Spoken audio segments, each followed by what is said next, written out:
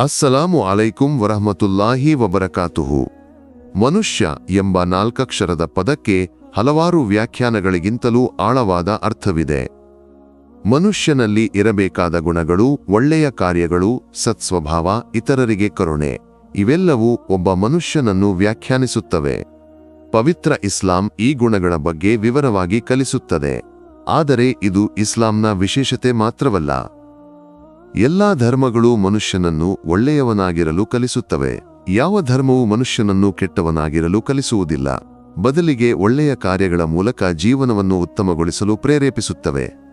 ನಮ್ಮ ಇಸ್ಲಾಂ ಜೀವನದಲ್ಲಿ ಉನ್ನತಿಯನ್ನು ಸಾಧಿಸಲು, ಒಳ್ಳೆಯ ರೀತಿಯಲ್ಲಿ ಮುನ್ನಡೆಯಲು, ಆಖಿರತ್ನಲ್ಲಿ ಪಶ್ಚಾತ್ತಾಪ ಪಡಬೇಕಾಗದ ಜೀವನವನ್ನು ನಡೆಸಲು ನಮಗೆ ಕಲಿಸುತ್ತದೆ. ಆದರೆ ಇಂದು ನಾವು ಹೇಗೆ ಜೀವಿಸುತ್ತಿದ್ದೇವೆ? ಈ ಪ್ರಶ್ನೆಯನ್ನು ನಾವು ಯಾವತ್ತಾದರೂ ಯೋಚಿಸಿದ್ದೇವೆಯೇ?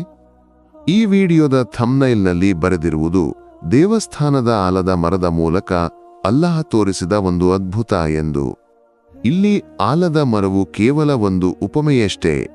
ಪ್ರಕೃತಿಯನ್ನು ನೋಡಿ ನಮ್ಮ ಸುತ್ತಲೂ ಹಲವಾರು ಮರಗಳನ್ನು ಕಾಣಬಹುದು.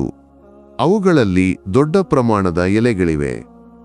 ಆದರೆ ಕೆಲವು ಮರಗಳು ಪ್ರತಿ ವರ್ಷವೂ ತಮ್ಮ ಹಳೆಯ ಎಲೆಗಳನ್ನು ಉದುರಿಸಿ ಹೊಸ ಎಲೆಗಳನ್ನು ಮೊಳಕೆಯೊಡ್ಡುತ್ತವೆ. ಕೆಟ್ಟು ಹೋದ ಅಥವಾ ಹಾಳಾದ ಎಲೆಗಳು ಉದುರಿ ಹೋಗುತ್ತವೆ, ಬದಲಿಗೆ ಹೊಸವು ಬರುತ್ತವೆ. ಇದೇ ರೀತಿಯಾಗಿ ಒಬ್ಬ ಮನುಷ್ಯನ ಜೀವನದಲ್ಲಿನ ದುಷ್ಕೃತ್ಯಗಳನ್ನು ಮತ್ತು ತಪ್ಪುಗಳನ್ನು ಉದುರಿಸಲು ನಾವು ಪ್ರಯತ್ನಿಸುತ್ತೇವೆಯೇ? ಅಲ್ಲಾಹ್ ಸುಬ್ಹಾನಹು ವ ತಆಲಾ ನಮಗೆ ಒಡ್ಡಿದ ಒಂದು ಅನುಗ್ರಹವೇ ಪವಿತ್ರ ರಂಜಾನ್. ಈ ರಂಜಾನ್ ಮುಗಿದು ಕೆಲವೇ ದಿನಗಳಾಗಿವೆ. ಪ್ರತಿಯೊಬ್ಬ ಮುಸ್ಲಿಮನೂ ಎದೆಗೆ ಕೈಯಿಟ್ಟು ಯೋಚಿಸಬೇಕು, ಈ ರಂಜಾನ್ನಲ್ಲಿ ನಾನು ಯಶಸ್ವಿಯಾದೆನೆ? ನನ್ನ ತಪ್ಪುಗಳನ್ನು ಶುದ್ಧೀಕರಿಸಿದೆನೆ? ರಂಜಾನ್ನ ಅನುಗ್ರಹಗಳನ್ನು ನಾನು ಸಂಪೂರ್ಣವಾಗಿ ಸ್ವೀಕರಿಸಿದೆನೆ?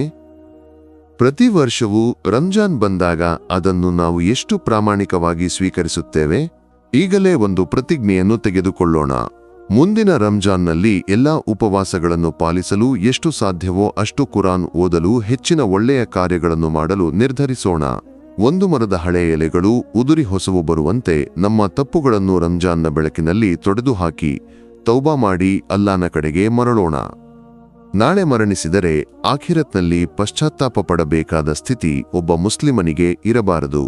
ಅಲ್ಲಾಹನ ಮಾರ್ಗದಲ್ಲಿ ಜೀವಿಸಲು ನಮಗೆ ತೌಫೀಕ್ ನೀಡಲಿ. ಆಮೀನ್.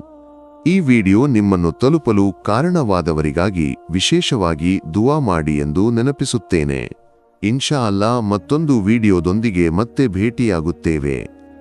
ಅಸ್ಸಲಾಮು ಅಲೈಕುಂ ವರಹಮತುಲ್ಲಾಹಿ ವಬರಕಾತುಹು.